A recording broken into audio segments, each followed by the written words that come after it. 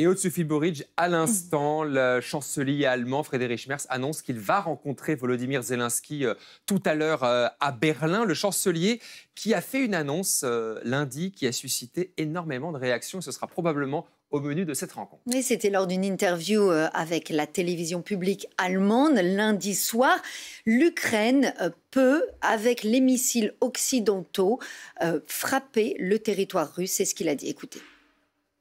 Il n'y a plus de limite de portée pour les armes qui ont été livrées à l'Ukraine, ni par les Britanniques, ni par les Français, ni par nous, ni par les Américains.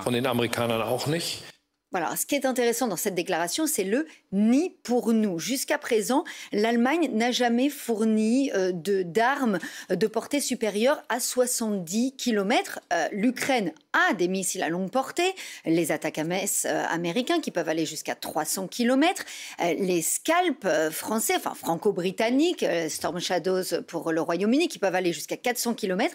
Mais ce que les Ukrainiens demandent depuis le début de la guerre, c'est des missiles allemands Taurus qui peuvent aller jusqu'à 500 km, ce qui permettrait par exemple de frapper Moscou, chose qu'Olaf Scholz, l'ancien chancelier, a toujours refusé. Cette déclaration de Friedrich Merz peut donc marquer un revirement.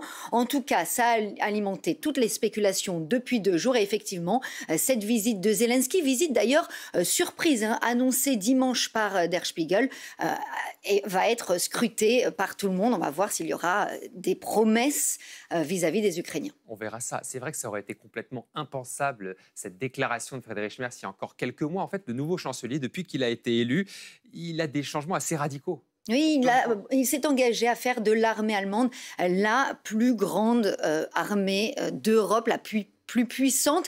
Et évidemment, le nerf de la guerre, c'est de là que vient l'expression, c'est l'argent. Et donc, il a annoncé dès le mois de mars, avant même d'être élu chancelier, la création d'un fonds spécial de 500 milliards d'euros sur 10 ans pour muscler la défense nationale. Il faut dire qu'auparavant, l'armée allemande était inopérante. Olaf Scholz avait quand même initié le mouvement dès le début de la guerre en 2022. Il avait fait adopter une dotation de 100 milliards pour moderniser les équipements de l'armée, mais là, Merz passe la seconde, passe la vitesse supérieure. Il revient sur l'une des règles constitutionnelles allemandes, le frein à l'endettement qui limite les dépenses fédérales depuis plus de 15 ans. Cette fois, donc, les dépenses de défense qui sont supérieures à 1% du PIB seront exemptées de ce frein à l'endettement, ce qui constitue une révolution en Allemagne. Vous savez, l'austérité budgétaire, c'est une religion.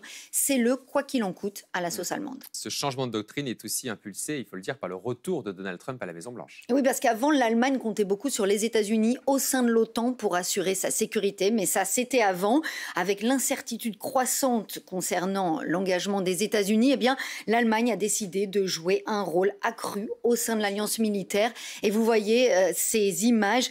Dès la semaine dernière, le chancelier Merz a inauguré le premier déploiement militaire permanent de l'Allemagne à l'étranger depuis la Seconde Guerre mondiale.